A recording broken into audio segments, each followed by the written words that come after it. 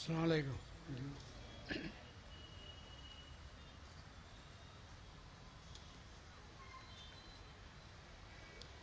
الحمد لله رب العالمين، والصلاة والسلام على رسوله الكريم وعلى آله وصحبه أجمعين. يا رب بالمصطفى بلغ مقاصدنا واغفر لنا ما مضى حواسي الكرم.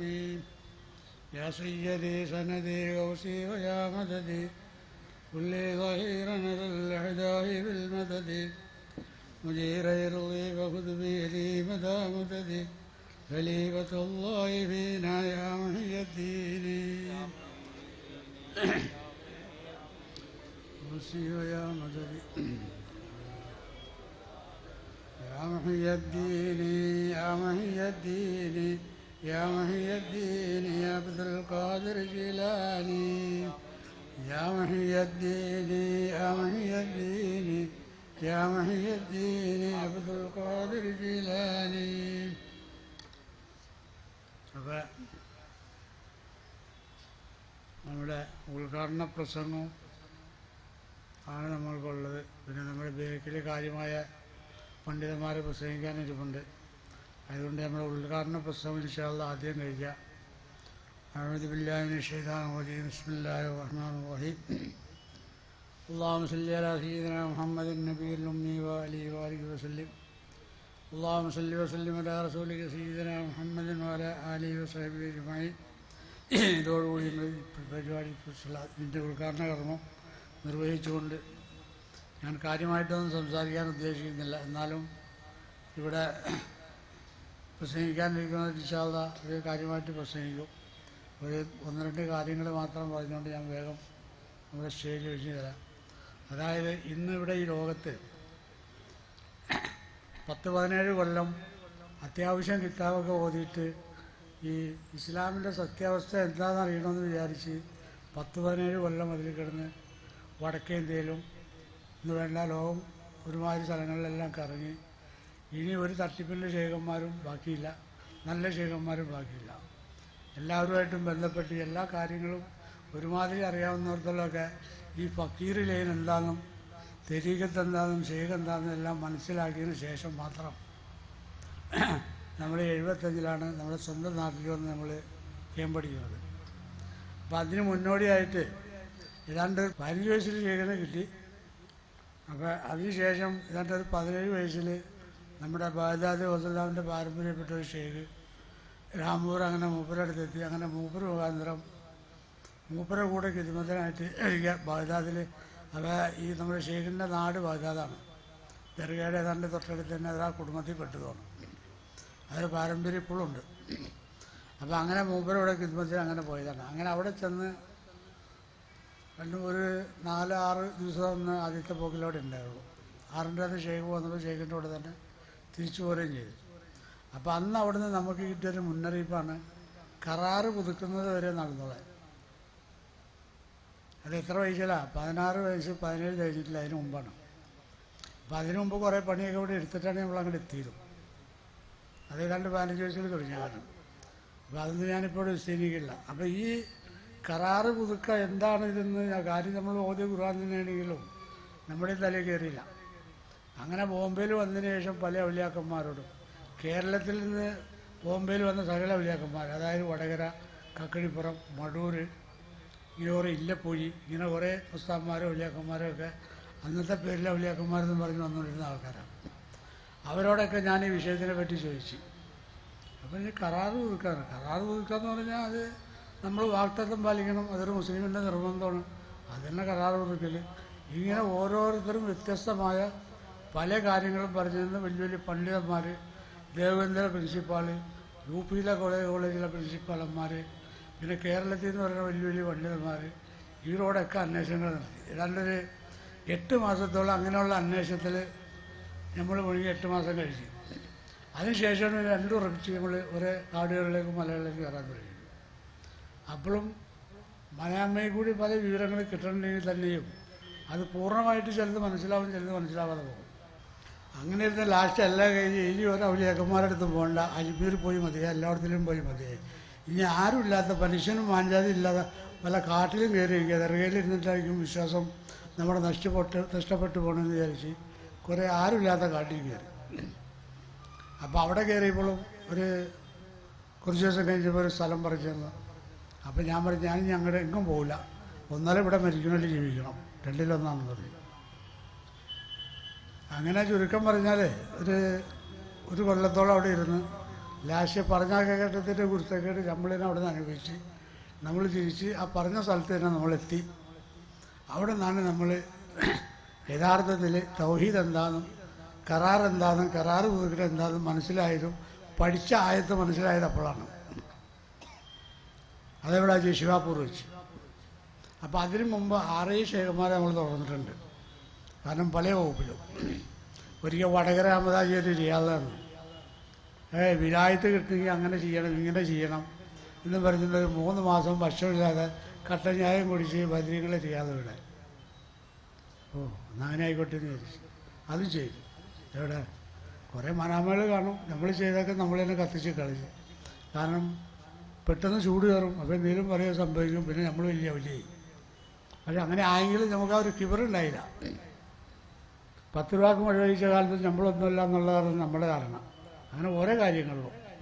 അപ്പോൾ ഇതെല്ലാം ഇങ്ങനെ കഴിഞ്ഞ് ലാസ്റ്റ് കഴിച്ച് കേരളത്തിൽ വന്ന് 75 നമ്മൾ വന്ന് കുറ്റിയടിച്ച് ഒരു തള്ളയുടെ പേരും പറഞ്ഞ് വന്ന്, അന്ന് തള്ള ജീവിച്ചിരിപ്പുണ്ട്, തള്ളിന് സഹോദരന്മാരൊക്കെ ഉണ്ട്. അങ്ങനെ വന്ന് കുറ്റിയടിച്ച് പിന്നെ എന്തിനു പറയണേ, അവസാനം ശേഖരൻ്റെ നിർബന്ധപ്രകാരം കല്യാണം കഴിച്ചു. കല്യാണം കഴിച്ച് കഴിഞ്ഞതിന് ശേഷമാണ് പിന്നെ ഇതിൻ്റെ ഒറിജിനൽ തൗഹീദിൻ്റെ ഖിലാഫത്ത് കിട്ടുന്നത്. അപ്പോൾ അതിനു മുമ്പ് ഷിഹാബൂറിന് സംഗതി കിട്ടി, അതിൻ്റെ ABCD മനസ്സിലായി. അതുകൊണ്ട് കഴിയുന്നിടത്തോളമൊക്കെ പണിയെടുത്ത് കാര്യങ്ങളൊക്കെ മനസ്സിലാക്കിയ ശേഷമാണ് വന്നത്. പിന്നെ ഖിലാഫത്ത് കിട്ടിയത് ഇതിൻ്റെ ഖിലാഫത്ത് കല്യാണം കഴിഞ്ഞൊരു 40 ദിവസം കഴിഞ്ഞിട്ട് എന്നെ വിളിപ്പിച്ച് ഇരുന്നു. എന്നിട്ട് എന്നോട് പറഞ്ഞ്, ഞാൻ ആദ്യം ഖിലാഫത്ത് തരാതിരുന്നത് ഇത് റസൂൽ സല്ലല്ലാഹു അലൈഹി വസല്ലം യഥാർത്ഥ വഴിയാണ്, ഇത് മുഅ്മിനീങ്ങളുടെ ഫന്നാണ്, ഇതിൽ റസൂൽ സല്ലല്ലാഹു അലൈഹി വസല്ലം സുന്നത്ത് ഒഴിക്കാൻ പാടില്ല, അതുകൊണ്ടാണ് നിങ്ങൾ ഈ സുൽത്താനെ കൊണ്ട് ഞങ്ങൾ കല്യാണം കഴിപ്പിച്ചത്, ഞങ്ങളോട് വിഷമം വിചാരിക്കരുതെന്ന് നമ്മുടെ ഷെയ്ഖ് നമ്മളോട് പറഞ്ഞു. ഞാൻ പറഞ്ഞാൽ എനിക്കൊരു വിഷമമില്ല, പക്ഷേ നമ്മൾ വേണ്ടാന്ന് പറഞ്ഞിട്ടൊന്നും സാധനം നമ്മുടെ കഴുത്തിൽ കെട്ടിത്തൂക്കിയൊരു വിഷമം മാത്രമുള്ളൂ, അതുകൊണ്ട് അവിടെ നോക്കണമെന്ന് പറഞ്ഞു. ഇത്രേ പറഞ്ഞോളൂ. അപ്പോൾ അങ്ങനെ നമ്മൾ ഈ പ്രസ്ഥാനം ഇവിടെ തുടങ്ങി 75 ഇങ്ങനെ പലരും വരും, പല പണ്ഡിതന്മാരും വരും, സാധാരണക്കാരും വരും, അതിനിടയ്ക്ക് ചികിത്സക്കാരും വരും. മൂല്യക്കന്മാരൊക്കെ ബാത്തിലാക്കിയിട്ടുണ്ടോ കേസൊക്കെ നിസ്സാരത്തിൽ അങ്ങനെ മാറിപ്പോകും. നമ്മുടെ കഴിവല്ല അള്ളാൻ്റെ കഴിവ്, മാറിപ്പോകും. പിന്നെ അങ്ങനെ വലിയ പേരായി. പിന്നെ തെരീക്കത്ത് കൊടുക്കലും തുടങ്ങി. അപ്പോൾ മറ്റേ ശിഷ്യ കലന്തിര സാദില ഇങ്ങനെയുള്ള പലതും കൊടുത്തുകൊണ്ടിരുന്നു. അപ്പോൾ ഒന്നും പണ്ഡിതന്മാർക്കൊരു എതിർപ്പുണ്ടായില്ല, നല്ല ആളാണ് നമ്മൾ. ഏതാണ്ടൊരു ഈ ഖിലാഫത്ത് കിട്ടിയിട്ടുള്ള 4-5 കൊല്ലം ഞാൻ ഒളിപ്പിച്ചു വെച്ചു. കാരണം ഈ പണ്ഡിതന്മാരുടെ സ്വഭാവം എനിക്കറിയാം, അതിൻ്റെ പേരല്ല എവിടെ വരെ പോകുന്നത് നമുക്കറിയാമല്ല. ആ കാരണം തന്നെയല്ല നമ്മൾ ബോംബെ ഇങ്ങോട്ട് പോരാൻ നമ്മുടെ പല സ്നേഹിതന്മാർ കാമലായ മുഅ്മിനീങ്ങളെ ഔലിയാക്കന്മാർ പറക്കണവരൊക്കെ എന്നോട് പറഞ്ഞു, കേരളത്തിലേക്ക് നിങ്ങൾ പോകണ്ട, കാരണം അവിടെ പണ്ഡിതന്മാരും അസ്മാവരും കളിയാണ് എന്നാണ് എന്നോട് പറഞ്ഞത്. അപ്പോൾ ഞാൻ പറഞ്ഞു, അങ്ങനെ വിട്ടാൽ ശരിയാവില്ലല്ലോ, അസ്മാവ് പണ്ഡിതന്മാർ എവിടെ വരെ പോകുന്നത് നമുക്ക് നോക്കണമല്ലോ. പണ്ഡിതർ പറഞ്ഞ് ആരാന്ന് ഞാൻ തിരിച്ചു ചോദിച്ചു. അപ്പോൾ ഒരു കാര്യം പറഞ്ഞു, അങ്ങനെ പോകുന്നതാണ്. അങ്ങനെ പോകുന്നത് അതിൻ്റെയൊക്കെ കാരണം കൊണ്ടാണ്. അപ്പോൾ ഓരോ ഔലിയാക്കന്മാരുടെ ഓരോ വാക്കിനും പല അർത്ഥങ്ങളാണ്. അപ്പോൾ അതുകൊണ്ടാണ് ഒരു 5-6 കൊല്ലത്തോളം നമ്മൾ സബൂർ ചെയ്തിട്ട് ജിസ്തി ഖാദി എന്ന് പറഞ്ഞാൽ 4 ഖാദിയുണ്ട്. ലാഹിർ ഖാദിയും അതിലിങ്ങനെ പല ഖാദിയും ചിസ്തിയും സാദിയും നെക്സ്വന്തിയൊക്കെ കൊടുത്തുകൊണ്ടിരുന്നു. അപ്പോഴൊക്കെ എല്ലാവർക്കും മുല്ലേക്കും. കാരണം അതുകൊണ്ട് കുറച്ച് ചെല്ലിക്കായും ഓരോ കാര്യങ്ങൾ വരെ നടക്കണം, നാക്കിന് അസുഖം വരുന്നത്. അപ്പം നമ്മൾ വലിയ ചെയ്തായി. ലാസ്റ്റ് ഞാനതന്നെ നിർത്തി യഥാർത്ഥത്തിലേക്ക് വന്നു. തൗഹീദ് കരാറ് പുതുക്കുന്ന വഴിയിലേക്ക് വന്നുകഴിഞ്ഞപ്പോൾ കുറേ പേരൊക്കെ വാങ്ങിച്ച് അംഗീകരിച്ച് പിന്നെ അതങ്ങനെ പരന്ന് സമസ്ത പണ്ഡിതന്മാരോ മറ്റുള്ള മെയിൻ പണ്ഡിതന്മാരെ ചുവട്ടിലെത്തി. അപ്പോൾ അവർക്ക് ഇത് സത്യമുണ്ട്, ഇത് നമ്മൾ അംഗീകരിച്ച സംഗതി ശരിയാവില്ല. സംഗതി സത്യമാണ്, കുഴപ്പമൊന്നുമില്ല, പക്ഷേ നമ്മൾ അംഗീകരിച്ചാൽ ശരിയാവില്ല. നമ്മുടെ സംഘടനയ്ക്ക് അവിടെ പോകും, അത് ശരിയാവില്ല. സംഘടനയ്ക്കെതിരായിട്ടൊരു കളി പറ്റില്ല. കാരണം സംഘടന എന്ന് പറഞ്ഞാൽ 40 പണ്ഡിതന്മാരുടെ ഒരു സംഘടന തിരഞ്ഞെടുക്കലാണ്. അപ്പോൾ അതിലൊരു പ്രസിഡന്റ്, ഒരു സെക്രട്ടറി, ഒരു ഖജാൻജി, ഒരു ട്രഷറർ ഇങ്ങനെയൊക്കെ ഉണ്ടാവും. പിന്നെ അവരിന്ന് പകലെന്ന് പറഞ്ഞാൽ ഇന്ന് പകലിനായിട്ട് മറ്റുള്ള ഈ നിരപരാധികളായ മുസ്ലിം സമുദായം അംഗീകരിച്ചോളണം. ഇപ്പോൾ രാത്രി എന്ന് പറഞ്ഞാൽ അത് ഓക്കെ നമ്മൾ പറഞ്ഞോളണം. അതാണ് അതിൻ്റെ കിടപ്പ്. സത്യം പറയാൻ പറ്റില്ല, സത്യം പറഞ്ഞാൽ എടുത്ത്. അതാണ് ഇവിടെ സംഭവിച്ചത്. അപ്പോൾ ഇതിങ്ങനെ പോയി പിന്നെ വന്ന് സമസ്തയുടെ മുഷാവറക്കാരും നമ്മുടെ കുറേ മുജിതന്മാരൊക്കെ ആയി തൊഴിൽ കഴിച്ചപ്പോൾ ഇവിടെ ഇത് ഇവരുടെ പണ്ഡിതന്മാരെ കാലിൻ്റെ അടിയിൽ ആൾക്കാരിങ്ങനെ പോട്ടെ. ഇവിടെ ആദ്യത്തിലൊക്കെ ഈ ഇവിടെ ഈ തിരുവനന്തപുരത്തും കൊല്ലത്തും കായംകുളമൊക്കെ ഒരുപാട് പള്ളികൾ ഉദ്ഘാടനം ചെയ്യാനും മദ്രസ ഉദ്ഘാടനം ചെയ്യാനും ഒക്കെ നമ്മളിവിടെ വന്നിട്ടുണ്ട്. അപ്പോൾ ദക്ഷിണക്കാരെ കൂടി നോക്കി കഴിഞ്ഞപ്പോൾ ഈ പോക്കിങ്ങനെ പോയി ശരിയാവില്ല. അപ്പോൾ ഓരോ നേതാക്കന്മാർ പറഞ്ഞു, എന്ത് നേതാക്കന്മാർ, യൂത്ത് തോണിയുടെയൊക്കെ നേതാക്കന്മാർ, ഇനി പോക്ക് പോയി ശരിയാവില്ല, പിടിച്ചു കെട്ടണം ഇപ്പം തന്നെ.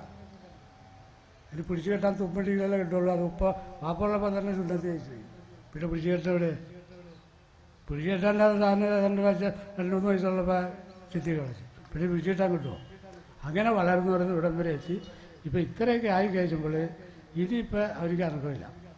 എന്നാൽ നിങ്ങളെല്ലാവരും ഒരു കാര്യം മനസ്സിലാക്കണം, തൗഹീദ് എന്ന് പറഞ്ഞ സാധനം ഇവിടെ എല്ലാവരും, ഞാനും ദ്വാരുന്നുണ്ട് ഒരുപാട്. ബംഗാള ലായിലായില്ലാഹു ആഖിറ കലാമി ഇൻദൽ മൗതി എന്ന് പറഞ്ഞ് ഒരുപാട് ദ്വാരത്തിലുണ്ട്.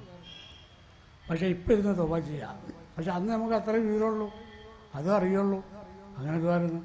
ഈ ലായിലായില്ലല്ലാ എന്ന് പറഞ്ഞത് ആരാന്ന് ആദ്യം മനസ്സിലാക്കണം. കാരണം റസൂൽ സല്ലല്ലാഹു അലൈഹി വസല്ലം നിങ്ങൾ പറഞ്ഞ് അൽ ഉലമാവ് ഉർദത്തുൽ അംബിയ എന്നാണ്. എൻ്റെ സമൂഹത്തിലുള്ള പണ്ഡിതന്മാർ മുൻകാല അമ്പ്യാക്കന്മാരെ പോലെ എന്ന് പറഞ്ഞു. അപ്പോൾ ഈ ഖുറാനിൽ 2 കരാറിനെ പറ്റി പറഞ്ഞത്, ഒന്ന് അമ്പ്യാക്കന്മാരെ സംബന്ധിച്ചാണ്. അതായത് അവിടെ വെച്ച് എല്ലാവരും ലാ ഇലാഹ ഇല്ലല്ലാഹ് മുഹമ്മദ് റസൂൽ എന്ന് അങ്ങനെ അംഗീകരിപ്പിച്ചിട്ടും അത് സ്വീകരിച്ചതിന് ശേഷം എല്ലാ അമ്പ്യാക്കന്മാരെയും ദുനിയാവിലേക്ക് വിട്ടിട്ടുള്ളൂ. അവരെല്ലാം അതിനെ അംഗീകരിച്ചവരാണ്. അതുകൊണ്ട് അവർക്കൊരു ഷെയ്ഖില്ല, അവരുടെ ഷെയ്ഖ് അല്ലാഹ് തന്നെയാണ്. അവരിന്നൊരു തെറ്റും സംഭവിക്കില്ല. പിന്നെ അവരെ ഇങ്ങോട്ട് ഇറക്കിയത് മറ്റുള്ളവർക്ക് കരാറ് പുതുക്കി കൊടുക്കാൻ വേണ്ടിയാണ്. അപ്പം ഈ കരാറ് പുതുക്കലിൽ കൂടിയാണ് ഇവിടെ പ്രശ്നങ്ങളൊക്കെ ഉണ്ടായത്. അപ്പോൾ കരാറ് പുതുക്കാന്ന് പറഞ്ഞപ്പോൾ അവൻ്റെ 16 വയസ്സുള്ള ഫൗസുല്ലാഹിനോട് പറഞ്ഞ വാക്ക് അതിവിടെ പറഞ്ഞപ്പോഴാണ് പ്രശ്നം. അന്ന് അത് കളവാണോ? അത് ഖുർആനിൽ സ്ഥാപിതായിട്ട് തെളിഞ്ഞെടുക്കുന്ന ആയത്തുകളാണ്.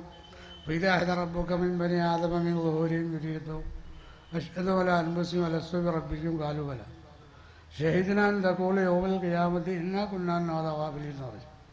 അതായത് അവിടുന്ന് എല്ലാ ആദം നബി അലൈഹി സ്വലാമിൻ്റെ മുകളിൽ നിന്നും ഖിയാമത്ത് നാൾ വരെ വരാൻ പോണ എല്ലാ റൂഹുകളെയും അവിടെ വെച്ച് അള്ളാഹ് പുറപ്പെടുവിച്ച് ആ റൂഹിനോട് അള്ളാഹ് ചോദിക്കുക. അതെങ്ങനെ വെറുതെ അല്ല സാക്ഷി നിർത്തിയിട്ടാണ്. അലസ്വബി റബ്ബിക്കും ചോദിച്ചോ കാലു വല എന്ന റൂഹ് സമ്മതിക്കുകയും ചെയ്തു. അപ്പോൾ ആ റൂഹാണ് ഇപ്പം നമ്മുടെ തഴിയുമുള്ളതാണ്. ഇനി ആ റൂഹാണ് നമുക്ക് ഇവിടുന്ന് പിരിഞ്ഞു പോകേണ്ടത്. അപ്പോൾ അതിവിടെ തൗഹീദോട് പൂർണ്ണ ഈമാനോടുകൂടി ചിരിച്ചു ഇവിടുന്ന് മരിക്കണം. കരഞ്ഞു വന്നാൽ ചിരിച്ചു പോകണം. അതാണ് ഇവിടുത്തെ വിഷയം. അപ്പോൾ അത് പറഞ്ഞതാണ് കുഴപ്പം. പിന്നെ അത് കൂടാതെ വന്നിട്ടുള്ള അതീശകളും ഇതൊക്കെ പറഞ്ഞതാണ് ഇവിടെ കുഴപ്പം. കാരണം മൂടി വെച്ച് നമ്മളെടുത്ത് പുറത്തിട്ട് അത് എനിക്ക് പറ്റിയില്ല. അപ്പോൾ എനിക്ക് ആശയം കൊണ്ട് നേരിടാൻ പറ്റാതെ വന്നപ്പോൾ പല രൂപത്തിലുള്ള എതിർപ്പുകളായി. അതായത് ഒരു എറണാകുളം ഇവിടെയൊക്കെ മുസ്ലിം ഉദ്യോഗസ്ഥന്മാരുടെ അടുത്തും പോലീസ് ഉദ്യോഗസ്ഥന്മാരുടെ അടുത്തൊക്കെ അത് തീവ്രവാദമാണ്, അങ്ങോട്ട് പോകല്ലേ, അത് മറ്റതാണ് മറിച്ചതാണ്, ഓരോരുത്തരോട് ഏതെല്ലാം കൊല്ലത്തിൽ പറഞ്ഞു ധരിപ്പിക്കാൻ പറ്റുമോ ആ കൊല്ലത്തിലെല്ലാം പറഞ്ഞു ധരിപ്പിച്ച് അവസാനം 2005 ഇവിടുത്തെ ഭരണകൂടം ഇവിടെ ഒരു സമൂഹത്തിൻ്റെ നേതാവെന്ന് പറയുന്നത് ദജ്ജാലും കൂടി ചോദിച്ച് ഒരു റെയ്ഡ് നടത്തി. അപ്പോൾ റെയ്ഡ് അങ്ങോട്ട് നടന്നാൽ പോകുന്നു പഠിച്ചു. അപ്പോൾ നമുക്കൊന്നുകൂടി കൂടി. അത് ഈ സമസ്ത ഒരു 10 പേർക്കപ്പോൾ എല്ലാം കൂടിയാണ് പോകുന്നത്. കാരണം ഇപ്പോൾ രാവെന്ന് പറഞ്ഞാൽ അങ്ങനെ വിശ്വസിക്കുന്ന ആൾക്കാരാണല്ലോ. പക്ഷേ സമസ്ത 10 പേർക്കുന്ന സമയത്ത് 10-18 മുഷാവറംഗങ്ങൾ നമ്മളതിൽ മുജീദന്മാരാണ്. അവരെല്ലാം കവർ ചെയ്തിട്ടാണ് ചിലരുടെ വ്യക്തിപരമായ താല്പര്യത്തിന് 10 പേർക്ക് ചെയ്തു. പക്ഷെ ആ 10 പേർക്ക് നമുക്ക് നന്നായി. അപ്പോൾ കാര്യങ്ങൾ ജനങ്ങൾക്ക് മനസ്സിലായി. ഇത്ര സംഭവിച്ചോളൂ. ഇപ്പോൾ എന്തായാലും സംഗതി ഇവിടം വരെ എത്തി. അപ്പോൾ ഈ മുഹമ്മദ് റസൂൽ അവിടെ വേണ്ടെന്നുള്ളതാണ്. മുഹമ്മദ് റസൂലാക്ക് തെളിവില്ല എന്നുള്ള പണ്ട് ഏതാണ്ടൊരു 90-95 പണ്ഡിതനാക്കന്മാരോട് സംസാരിച്ചിട്ടുണ്ട്. അപ്പം ഞാൻ പറഞ്ഞിട്ടുണ്ട് തെളിവില്ല എന്ന് പറഞ്ഞ പണ്ഡിതർ തെളിവുണ്ടോയെന്ന് അന്വേഷിക്കാനും പറഞ്ഞിട്ടുണ്ട്. അതൊക്കെ അന്വേഷിച്ചിട്ടുണ്ട്. അപ്പോൾ ആ വിഷയം അവിടെ കിടക്കട്ടെ. അപ്പോൾ അത് തന്നെയാണ് ഇപ്പോഴുള്ള കുഴപ്പം. അപ്പോൾ ഈ മുഹമ്മദ് റസൂലുള്ളാഹിനെ ധിക്കരിച്ചാലുണ്ടാവുന്ന ഭവിഷ്യത്ത് എന്താണെന്ന് വെച്ചാൽ ഇത്ര നാളും എല്ലാം സബൂർ ചെയ്ത് കാത്തിരുന്ന് അള്ളാഹ് ചെറുതായിട്ടും വലുതായിട്ടും എല്ലാ ശിക്ഷകളും അള്ളാഹ് കൊടുത്തിട്ടും ഈ സമൂഹത്തിന് മനസ്സിലാവണില്ല. ഞാൻ ആദ്യമേ വരച്ചിലുണ്ട്, ഉണക്കപ്പുല്ല് കത്തുമ്പോൾ പച്ചപ്പുല്ലിന് വാട്ടം തട്ടും, അതിന് നിങ്ങളേക്ക് അപ്പോഴും പണ്ഡിതന്മാർ പരിഹാസിക്കും. അപ്പോൾ ഇപ്പോൾ ഈ തറ പൂർത്തിയായിട്ടുണ്ട്. കാരണം അള്ളാൻ്റെ ശിക്ഷ ആമായിട്ടുണ്ടാവും, ഒറ്റക്കുണ്ടാവും. അപ്പോൾ ഇതിനെല്ലാം മുമ്പായിട്ട് അള്ളാൻ്റെ ആദരനെ ഒരു മനുഷ്യൻ ധിക്കരിച്ചാൽ അവനുണ്ടാവുന്ന ഒരു വൈശ്യത്ത്, അതായത് റസൂൽ സല്ലല്ലാഹു അലൈഹി വസല്ലം തങ്ങളുടെ ജന്മത്തിന് 1000 കൊല്ലങ്ങൾക്ക് മുമ്പ് ഇവിടെ ഒരു ലോകം അടുക്കി ഭരിച്ചൊരു രാജാവിടെ ഉണ്ടായി. ഹീർബിന് വധഹെന്നും പറഞ്ഞു. അത് ഇന്ത്യക്കാരനാണ്. മൂപ്പര് അപ്പോൾ ഓരോ രാജ്യങ്ങളിലും ഓരോ രാഷ്ട്രങ്ങളിലേക്കും ഓരോ ടൂറ് പോകും. അപ്പോൾ പോകുമ്പോൾ മൂപ്പര് കൂടെ ഏതാണ്ട് 1 ലക്ഷം പരിഹാരങ്ങളുണ്ടാവും. അതിൽ വൈദ്യന്മാരുണ്ടാവും, പട്ടാളക്കാരുണ്ടാവും, പോലീസുകാരുണ്ടാവും, പ്രധാനമന്ത്രി ഉണ്ടാവും, എല്ലാം ഉണ്ടാവും. ഇങ്ങനെ ഒരേ ടൂറ് പോക്കാണ്. അങ്ങനെ പോയി അവസാനം ഒരു ദിവസം ഇവർ മക്കത്തെത്തി. മക്കത്ത് എത്തി ചെന്ന് കഴിഞ്ഞപ്പോൾ മക്കത്തുള്ളത് അറബികൾ ആരും ഈ രാജാവിനെ അത്ര കാര്യമായിട്ട് അംഗീകരിച്ചില്ല. അംഗീകരിക്കാതെ വന്നപ്പോൾ രാജാവിന് അതൊരു വലിയ മനപ്രയാസമായി. ഏത് രാജ്യത്ത് നിന്നിട്ടും 1,00,000 സൈന്യങ്ങളോ പ്രജകളോട് ചെന്ന രാജാവിനെ ഒരു രാജ്യം അംഗീകരിച്ചില്ല, ബഹുമാനിച്ചില്ല എന്ന് പറയുന്ന ഒരു മാനസിക പ്രശ്നം ഉണ്ടാവുമല്ലോ. എന്നതുപോലെ മൂപ്പരിക്കുണ്ട്. പക്ഷെ ഒരാൾ നിരീശ്വരവാദിയായിരുന്നു. ആര്? ഈ ചക്രവർത്തി. ലോകം അടുക്കി ഭരിക്കുന്ന ആളാണ്, പക്ഷെ നിരീശ്വരവാദിയാണ്. എന്നുവെച്ചാൽ ദൈവം ഇല്ല, അല്ല എന്ന് പറയുന്ന വ്യക്തി. കാരണം അത്രത്തോളം അവരുടെ ബുദ്ധി അധപ്പതിച്ചു പോയത്. അതുകൊണ്ടാണ് ആ ഭാഷ പറയുന്നത്. ബുദ്ധിയുള്ളവർക്ക് പറയാൻ പറ്റിയതല്ല. അപ്പം അങ്ങനെ വന്നു കഴിഞ്ഞപ്പോൾ ഈ മന്ത്രിനെ വിളിച്ചിട്ട് ഈ രാജാവ് ചോദിച്ചു, എന്താ ഈ മക്കാരിങ്ങനെ, നമ്മളൊക്കെ വന്നിട്ട് ഒരു അതിരും ഒരു ഉതിരുമില്ലല്ലോ ഇവർക്ക്, എന്താ ഇത്? അപ്പം മന്ത്രി പറഞ്ഞു, ഇത് മക്കമാണ്, ഇവിടെ കേബാലയുള്ള സ്ഥലമാണ്, ഇവിടുത്തെ അറബികൾ വിവരമില്ലാത്തവരാണ്, അവർ കേബാ ഷരീഫിനെ വിട്ടല്ലാതെ മറ്റൊരു സംഗതിനെ അവർ ബഹുമാനിക്കുകയില്ല, അംഗീകരിക്കില്ല, അവർ ബഹുമാനം മുറിക്കലാണെന്ന് പറഞ്ഞു. അപ്പോൾ അതുള്ളത് മക്കത്താണെന്ന് പറഞ്ഞു. അല്ലേ? എന്നാൽ പണിയുണ്ട്. അങ്ങനെ മൂപ്പര് അവിടെ മക്കത്തിനടുത്ത് ബത്തുഹാത്തെന്ന് പറഞ്ഞൊരു സ്ഥലമുണ്ട്. അവിടുത്തെ മൂപ്പർ പ്രജകളെയൊക്കെ വിളിച്ച്. അപ്പോൾ അതിനു മുമ്പ് മൂപ്പർ സ്വയം മന്ത്രിയോട് തീരുമാനം പറയും. അതായത് അങ്ങനെയാണെങ്കിൽ നമുക്കൊരു പണി ചെയ്യണം, ഈ കേബാ ഷരീഫ് അങ്ങോട്ട് പൊളിച്ചു കളയണം. ഇത് അള്ളാൻ്റെ സ്ഥാപനമാണെന്നല്ല പറയണേ, അതങ്ങ് പൊളിച്ചു കളയാം. എന്നിട്ട് നമുക്ക് ആണുങ്ങളെയൊക്കെ വധിച്ചു കളയാം. ഇത് പെണ്ണുങ്ങളെ കുട്ടികളെ നമ്മൾക്ക് വശീകരിച്ച് അഭിനയിച്ച് എന്തെങ്കിലും ചെയ്യാമെന്ന് പറയും. അങ്ങനെ ഒരു തീരുമാനം എടുത്തുകൊണ്ട് ഈ ബത്തുഹാത്ത് എന്ന് പറയുന്ന സ്ഥലത്തേക്ക് മൂപ്പര് 1,00,000 ജില്ലാനും പ്രജകളെ വിളിച്ചു വരുത്തിയിട്ട് ഒരു തീരുമാനം എടുക്കാൻ വേണ്ടി പ്രജകളെ വിളിച്ചു വെച്ചില്ല. അങ്ങനെ പ്രജകൾ വന്നു തുടങ്ങിയപ്പോഴേക്കും മൂപ്പരിക്ക് ഒരു അസുഖം പെട്ടെന്ന് ചെവിട്ടിൽ കൂടി അടിക്കുക, മൂക്കിൽ കൂടി അടിക്കുക, കണ്ണിൽ കൂടി അടിക്കുക, എല്ലായിടത്തും. അതും ഇത് ദുർഗന്ധം എന്ന് പറഞ്ഞാൽ പരിസരത്ത് 2 മൈൽ ദൂരം നിൽക്കുന്നില്ല. അങ്ങനത്തെ അത്ര ദുർഗന്ധമുള്ള രോഗം ഇത് പെട്ടെന്നുണ്ടായതാണ്. ഇത് വന്നു കഴിഞ്ഞപ്പോൾ വേഗം അവരുടെ കൂട്ടത്തിൽ തന്നെ വൈദ്യന്മാരും ഡോക്ടർമാരും ഒക്കെ ഉണ്ട് 10-200. അവരൊക്കെ വന്ന് പരിശോധിച്ച് എല്ലാവരും കൂടി തീരുമാനിച്ച് ലാസ്റ്റ് ഒരു തീരുമാനമെടുത്ത്, ഞങ്ങൾക്ക് ദുനിയാവിൽ നിന്നുണ്ടാവുന്ന രോഗം ചികിത്സിക്കാൻ പറ്റുള്ളൂ, ഇത് ആകാശത്ത് ഇറങ്ങിയേക്കുന്ന രോഗം, അതുകൊണ്ട് ഇതിന് ഞങ്ങൾക്ക് ചികിത്സയില്ല, ഞങ്ങളെ കൊണ്ട് ഇതിനെപ്പറ്റി അറിയില്ല എന്നുള്ളത്. അങ്ങനെ എല്ലാവരും കൈ കഴിഞ്ഞപ്പോൾ അതിലൊരു മതപണ്ഡിതമാക്കന്മാരൊരു നേതാവുണ്ടാകണം, ബദഹ് നാനവാല എന്നും പറയും. മൂപ്പര് അന്നത്തെ മതപണ്ഡിതന്മാരൊരു നേതാവാണ്. അപ്പോൾ എല്ലാ കാലത്തും അമ്പ്യാക്കന്മാരോ ഒഴിയക്കന്മാരൊക്കെ എല്ലാവരുടെ വിവാഹ കാലത്തും ഉണ്ടായിട്ടുണ്ട്. അതിൽപ്പെട്ട ഒരാളാണ്. മൂപ്പരാണ് അന്ന് ആ സംഘടനയുടെ നേതൃത്വം. അപ്പം മൂപ്പര് ഒരു ദിവസം മന്ത്രിയുടെ അടുത്ത് എന്ന് പറഞ്ഞ്, കാരണം രാജാവിൻ്റെ അടുത്തേക്ക് ഒരു മനുഷ്യനെ അടക്കാൻ പറ്റണില്ല, പിന്നെ എന്ത് ചെയ്യും? പ്രജകളെ സംസാരിക്കാൻ വേണ്ടി വിളിച്ചതാണ്. പക്ഷേ പ്രജകൾക്ക് 2 മൈൽ ദൂരം നമുക്ക് ചെവിട് പൊത്തി ബോധം കെട്ട് വീഴുക വാസന കൊണ്ട്. അല്ലെങ്കിൽ ഇയാളുടെ കണ്ണിൽ നിന്നും നാവിൽ നിന്നും മൂക്കിൽ നിന്ന് കഴിക്കുന്ന ദുർഗന്ധം അത്ര വിഷമം. മന്ത്രി മുതൽ അകത്ത് എന്തു വന്നാലും കെട്ടിപ്പിടിച്ചേക്കണം. മന്ത്രിക്ക് പോലും അടുത്ത് നിൽക്കാൻ പറ്റാത്ത ചുറ്റുകളിൽ മൂക്കും വായും കെട്ടി നിൽക്കാം. അപ്പം മന്ത്രിയുടെ അടുത്ത് ഈ നാനാവാല വന്നുകൊണ്ട് പറഞ്ഞ്, അതെ എനിക്ക് രാജാവായിട്ടൊരു 10-15 മിനിറ്റ് സംസാരിക്കാൻ നേരം തരാണെങ്കിൽ ഈ രോഗത്തിന് മരുന്ന് ഞാൻ കണ്ടുപിടിക്കാമെന്ന് പറയും. അപ്പം മൂപ്പരൊരു ഔലിയാക്കന്മാരെ ശുദ്ധിപ്പെട്ട അന്നത്തെ ഒരു ഔലിയാക്കങ്ങളുടെ നേതാവാണ്. അങ്ങനെ അപ്പം രാജാവിന് അതിനെന്താ കുഴപ്പമില്ല, ഞാൻ ഇടപെടുത്തി തരാമെന്ന് പറഞ്ഞ് ഉണ്ടായി മൂപ്പരുടെ അടുത്തേക്ക്.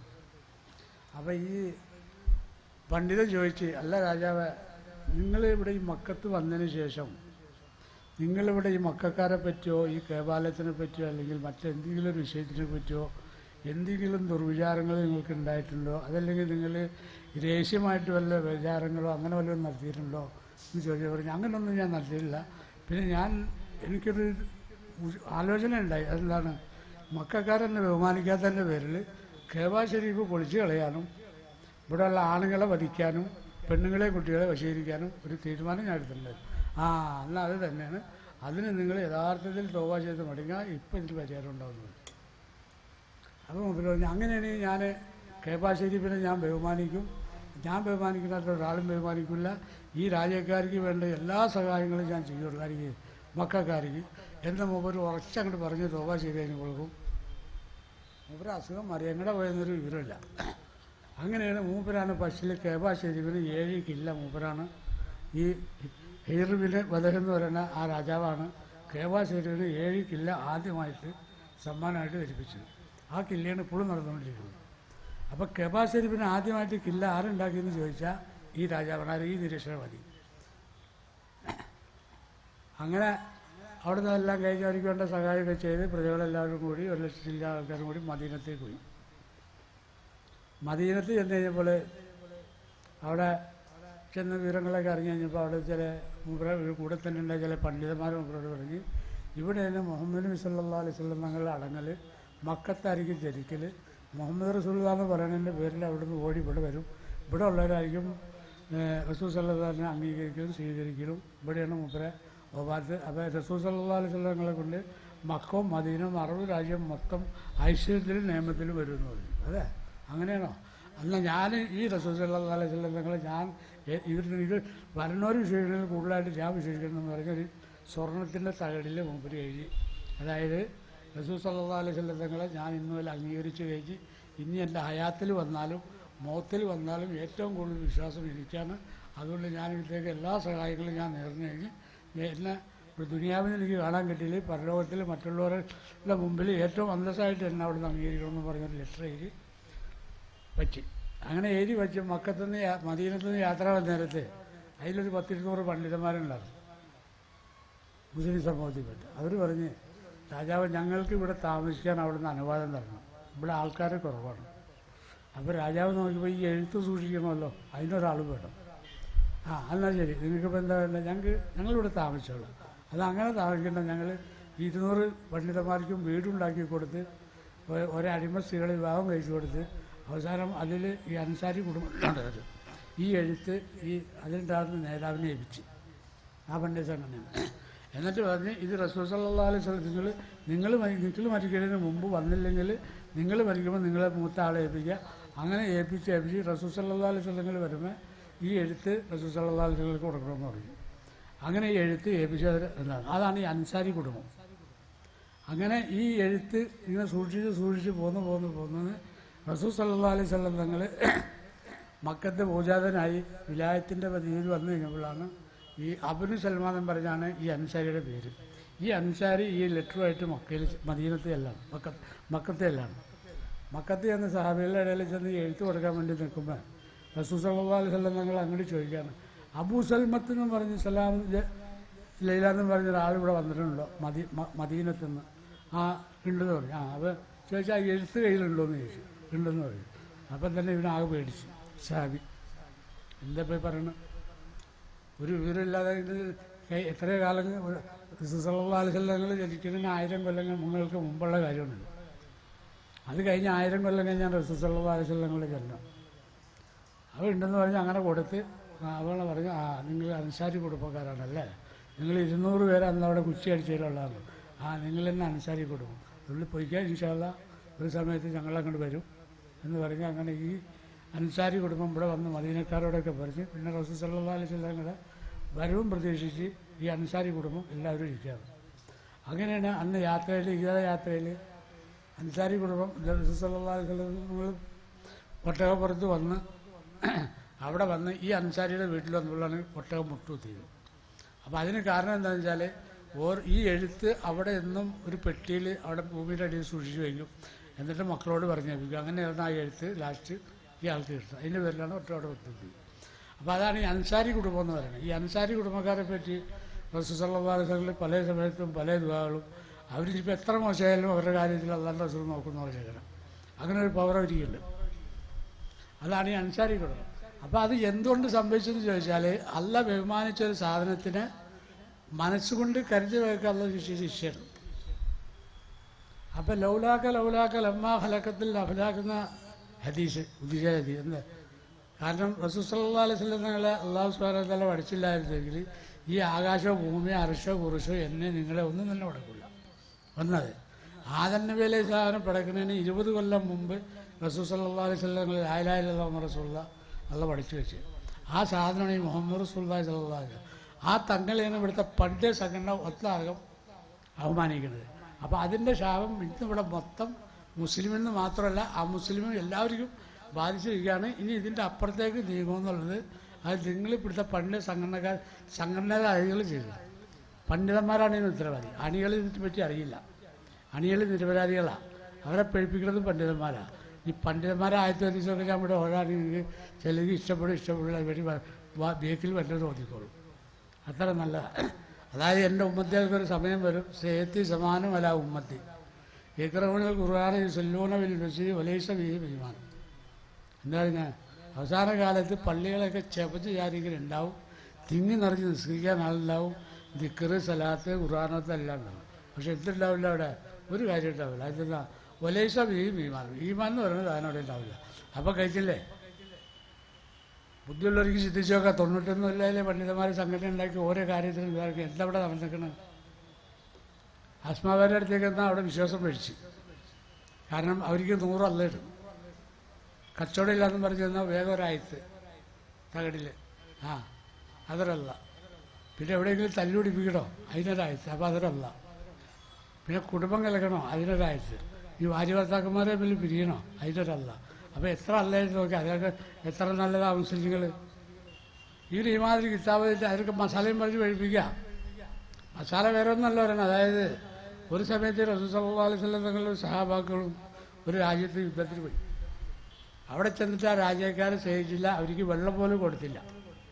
അങ്ങനെ ഇടങ്ങേറായ സമയത്താണ് അവിടെ ഒരു കുട്ടിക്ക് വിഷം തൊട്ട് അങ്ങനെ ഓടി ഇവിടെ വന്ന് സഹാബാക്കളുടെ താടി മുടിയും കണ്ട് വിടാമെന്ന് പറഞ്ഞപ്പോൾ അതിലാരോ ഒരു സഹാബി ഒരു പാത്തി ഒതിച്ചിട്ട് വെള്ളം ബന്ധിച്ചു കൊടുത്ത് ആ സൂക്കേട് മാറിക്കഴിഞ്ഞപ്പോൾ അവർക്ക് പാരിതോഷികമായിട്ട് പറഞ്ഞൊരു ആടിൻ്റെയും കൊടുത്തു. ആ വിവരം ഇവിടെ റസൂൽ സല്ലല്ലാഹു അലൈഹി വസല്ലം സഹാബാക്കൾ വന്ന് പറഞ്ഞപ്പോൾ അതിൻ്റെ അവകാശം എനിക്കുള്ളത് തന്നെന്നാണ് ചോദിച്ചത്. അപ്പോൾ അത് പാത്യ പോയി എന്ന് പറഞ്ഞാൽ പാത്യ ഉമ്മുൽ ഖുർആന ശരീരത്തിൽ. അതുപോലെ ഇപ്പം നമ്മൾ ചെയ്യുന്നുണ്ടോ? നമുക്ക് ഓരോന്നിനും ഒരാഴ്ത്ത നിങ്ങളെ കൊണ്ട് ധൈര്യം ഉണ്ടെങ്കിൽ പറയാം എൻ്റെ സുഖേട് പഠിച്ചാൽ അന്നങ്ങോട്ട് മാറ്റി കൊടുക്കണം, മാറ്റി കൊടുക്കണം. അതാണ് ഒരു ഭൂമിനായ മനുഷ്യൻ്റെ ചുമതല. അതാ ജനങ്ങളെ ജനുഷ്യൻ്റെ വിശ്വാസം പഠിപ്പിക്കലല്ല, തമ്മിൽ കുടുംബം തമ്മിൽ അടുപ്പിക്കലുമല്ല. അതൊന്നും ഇസ്ലാമിൽ പെട്ടതല്ല. ഇങ്ങനെ പറഞ്ഞു വരുമ്പോൾ ഒരുപാട് വിഷയങ്ങൾ പറയുന്നത്, അപ്പോൾ ഇവിടെ വിഷയം മാറും. അതുകൊണ്ട് അപ്പോൾ ഇതാണ് സംഭവം. അപ്പോൾ അള്ളാൻ്റെ ശിക്ഷ ഒറ്റക്കും വരും ആമായിട്ടും വരും. അതെങ്ങനെയെന്ന് വെച്ചാൽ പണ്ട് മൂസാ നബിയുടെ കാലത്ത് പെട്ടെന്നൊരു ദാരിദ്ര്യം ബാധിച്ചു. അപ്പോൾ മൂസാ നബി ആകെ അമ്പലപ്പിലായി. പെട്ടെന്നുണ്ടായ ദാരിദ്ര്യം. ഇതെന്താ സംഭവം ഒന്നും മനസ്സിലാവണില്ലല്ലോ. അപ്പോൾ ആ ദാരിദ്ര്യത്തിൽ മുസ്ലിമുണ്ട്, യഹൂദിയുണ്ട്, ക്രിസ്ത്യാനിയുണ്ട്, എല്ലാ മതക്കാരുണ്ട്. ദാരിദ്ര്യം എല്ലാവർക്കും ഒപ്പം ബാധിച്ചു. അങ്ങനെ മൂസാ നബി പോയിട്ട് പഠിച്ചവൻ ഇങ്ങനെ പെട്ടെന്ന് ഈ ദാരിദ്ര്യം ഇപ്പോൾ ഞാനുള്ള സ്ഥലത്ത് ഇങ്ങനെ വായിക്കാൻ കാരണം എന്താണെന്ന് ചോദിച്ചു. അപ്പം പറഞ്ഞാൽ അതൊന്നുമല്ല മൂസ, അതെ ഒരു കുട്ടി കൊച്ചിന് റൊട്ടി കൊടുത്തുകൊണ്ടിരിക്കാറുണ്ട്. അപ്പോൾ ആ കുട്ടി അവിടെ കാഷ്ടിച്ചു ആ റൊട്ടി വെച്ച് കാഷ്ടൊക്കെ ഒരു കളിച്ചു. അതിൻ്റെ വരില്ലാന്ന് പറഞ്ഞു. അതിന് പഠിച്ചവന് ആകെ ആ പെണ്ണും ഒരു കുട്ടിയല്ലേ തെറ്റ് ചെയ്തുള്ളൂ, അതിനെല്ലാവരുടെയും ശിക്ഷിക്കണോ എന്ന് ചോദിച്ചു. അവർക്ക് എൻ്റെ ശിക്ഷ അങ്ങനെയാണ്. ചിലപ്പോൾ ഞാൻ ആമായിട്ട് ശിക്ഷിക്കും, ഒറ്റക്കും ശിക്ഷിക്കും, അതിൻ്റെ ജോലിപ്പെട്ടാണെന്ന് പറയും. അത് പറഞ്ഞുകൊണ്ടിരിക്കുകയാണ്. മൂസാ നബിയുടെ കാലം കൂടി കുറേ ഉറുമ്പ് അങ്ങോട്ട് കയറി. മൂപ്പര ഒരു ഉറുമ്പ് പിടിച്ചു മൂപ്പര തൂക്കിലാണ്ട് ഒരു ആയിരക്കണക്കിന് കത്തി വരും. അപ്പം തന്നെ അല്ല ചോദിച്ചാൽ എന്താ മൂസാ കാണിച്ചതെന്ന് ചോദിച്ചു. നിന്നെ ഒരു ഉറുമ്പല്ലേ കടിച്ചോളൂ, ഈ എത്രത്തിനൊക്കെ ഒന്ന് എന്ന് പറഞ്ഞ മാതിരി അല്ല ഒറ്റക്കും രക്ഷിക്കും, ആമായിട്ട് രക്ഷിക്കും, പല കോലത്തിൽ രക്ഷിക്കും. ഇന്നിവിടെ ഈ ലോകത്ത് നടന്നുകൊണ്ടിരിക്കുന്ന അല്ലല്ല. എത്ര വലിയ നിയമത്ത് കണ്ടുപിടിച്ചാലും ശാസ്ത്രം കണ്ടുപിടിച്ചാലും മനുഷ്യ സമാധാനം, കുടുംബ സമാധാനം ഈ ലോകത്ത് ഒരു പാർട്ടിക്കും ഇല്ല. വല്ല ആ മുസ്ലിം ജീവിക്കുന്നത് അവരെയും പിത്ര പറഞ്ഞ് അതിലേൽപ്പിച്ച് അവരെയും ചാക്കിലിടാം. ഇന്നിപ്പോൾ ഇവിടം വരെ എത്തി സംഗതി. കാരണം പറയാമെന്ന് വെച്ചാൽ ഒരുപാട് വിഷയങ്ങൾ പറയാനുണ്ടാവും. നമ്മുടെ ബേക്കിൽ ഇവിടെ പറയാൻ സമയം കിട്ടില്ല. ആയതുകൊണ്ട് ഞാൻ കൂടുതലായിട്ടൊന്നും ആവർത്തിക്കുന്നില്ല. അത്യാവശ്യത്തിന് ദൈവത്തിൻ്റെ ആധാറ്, അള്ളാഹിൻ്റെ ആധാറ്, അതിനെ ഒരു മനുഷ്യൻ ധിക്കരിച്ചാൽ ഈമാൻ്റെ മെയിൻ ഷർത്തിൽപ്പെട്ടതാണ് മുൻ നമ്പ്യാക്കന്മാരും മറ്റുള്ളവരെയൊക്കെ ബഹുമാനിക്കൽ. അതിന് പകരം ഈ ലോകം ദുനിയാവ് ആലം 18,000 പടക്കാൻ കാരണഭൂതരായ റസൂൽ സല്ലല്ലാഹു അലൈഹി വസല്ലം തങ്ങളെ ഇറച്ചി തിന്നുകൊണ്ട് ഈ ലോകത്ത് ഒരു പണ്ഡിതനെ മുമ്പോട്ട് പോകില്ല. ഇനി ഇതിലും വലിയ അതാവിലേക്കാണ് വരാൻ പോകുന്നത്. അതുകൊണ്ട് സൂക്ഷിച്ചോ. ഇനിയെങ്കിലും ജനങ്ങളെ പഠിപ്പിക്കണം. ഇവിടെ മുസ്ലിമായിട്ടൊരു മനുഷ്യൻ മരിച്ചോ ഒന്നാലും മുസ്ലിമായിട്ടോ അല്ലെങ്കിൽ മൂമിനായിട്ടോ മരിക്കണം. അല്ലാതെ അവരെ കാബറാക്കി കൊല്ലരുത്. ഇത് ഇവരെ പണം നിന്ന് ലോത്ത് പണിയും പെൺവാണിയും പള്ളിയും കോളേജും ഇതൊരു പള്ളി കയറി നിൽക്കാൻ നോക്കി അതൊക്കെ പറയാമെന്ന് വെച്ചാൽ സ്റ്റേജിൽ പറയാൻ കൊള്ളില്ല. അങ്ങനത്തെ വിഷയങ്ങളാണ് 100 നമ്മുടെ കണ്ണി കണ്ടിട്ടുണ്ട്. അതാണ് ഇന്നത്തെ കാലം. അത് ആരാ? സാധാരണക്കാരല്ല, ഇവിടുത്തെ പണ്ഡിതന്മാരാണ്. പണ്ഡിതന്മാരെ നമ്മളെ കൊന്നിട്ട് ഒരു പ്രശ്നമില്ല. 89 ഒരു സംഘടന, പുതിയ സംഘടന ഇറങ്ങിയപ്പോൾ 91 നമുക്ക് ടൈഗർ പോസ്റ്റിൽ ലെറ്ററൊക്കെ വന്നല്ലേ. കാരണം ആ നേതാവിനെ കുറ്റം പറഞ്ഞ തേജവനം ചെയ്യില്ല. ആ ലെറ്ററൊക്കെ ഇപ്പോഴും ഉദ്യോഗസ്ഥന്മാരായാലും വീട്ടിൽ ഇഷ്ടം പോലെ ഫോട്ടോസ്റ്റാറ്റ് എടുത്ത് കളഞ്ഞിട്ടില്ല. അതിപ്പോൾ ഞാൻ ഇവിടെ വിസ്തീർണിച്ച് പറയണില്ല, പക്ഷേ അറിയാവുന്നവരോടെ ഉണ്ട്, അത് മനസ്സിലാക്കിക്കോട്ടെ. അതുകൊണ്ട് ഞാൻ എൻ്റെ വാക്കുകൾ കൂടുതൽ ധരിപ്പിക്കുന്നില്ല. ഇൻഷാ അല്ലാഹ് നമ്മുടെ വേഗത്തിൽ സംസാരിക്കാൻ പലരും ഇരിപ്പുണ്ട്. ഇവിടെ ഇനി കൂടി വന്ന ഒരു 10 മണിയിലേക്ക് സമയം ഉണ്ടാവുള്ളൂ. ഇപ്പോൾ തന്നെ മണി 8:15 അടുത്തായി. അതുകൊണ്ട് എല്ലാവരോടും നമ്മൾ മുസ്ലിമായിട്ട് ജീവിച്ച് മുസ്ലിമായിട്ടോ മൂമിനായിട്ടോ മരിക്കാനുള്ള പദ്ധതി നമ്മൾ നോക്കണം. ഇൻഷാ അല്ലാഹ് ഒരു ഷേഖ് വേണമെന്നുള്ള നിർബന്ധമാണ്. അങ്ങനെ ഷേഖ് വേണമെന്ന് പറഞ്ഞപ്പോൾ ഇവിടെ കള്ള ഷേഖന്മാർ ഒരുപാട് ഇറങ്ങി. കാരണം റസൂൽ സല്ലല്ലാഹു അലൈഹി വസല്ലം ഒരിക്കൽ പറയലുണ്ടായി, അവസാന കാലത്ത് ദജ്ജാൽ ഇറങ്ങും, ദജ്ജാലിനെ പറ്റി എനിക്ക് പേടിയില്ല, പക്ഷെ എൻ്റെ ഉമ്മത്തിൽ നിന്ന് 2 വിഭാഗം ദജ്ജാലന്മാരിറങ്ങും, അവരാണ് എനിക്ക് പേടിയെന്ന് പറയും. അപ്പോൾ സഹാബാക്കൾ ചോദിച്ചത് ആരാങ്ങളെന്ന് പറഞ്ഞു.